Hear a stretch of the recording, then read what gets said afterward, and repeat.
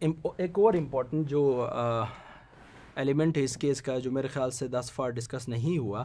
Court میں تو یہ point time and again discuss ہوتا ہے، لیکن میڈیا کے سامنے اور عوام کے سامنے یہ بات آنی چاہیے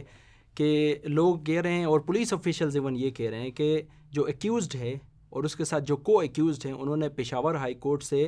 بیل بیفور اریسٹ، جس کو ہم پری اریسٹ بیل کہتے ہیں، وہ لی ہوئی ہے، اور اس کی جو اگلی پیشی ہونی ہے ایڈیشنل ڈسٹرکٹ کورٹ گلگت میں ہونی ہے 4 کو، 6 اپریل کو. تو اس پہ ہمارا جو لیگل رسپانس ہے وہ یہی ہے، اور لیگل رائٹ رسپانس یہی ہے، رائٹ فل رسپانس یہی ہے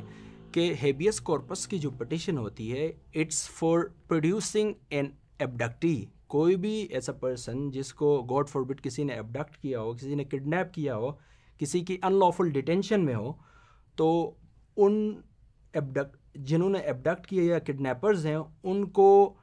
کورٹ ڈائریکٹ کرتا ہے ٹو پروڈیوس دا ایبڈکٹی یا to produce the minor in this particular case before the court of law.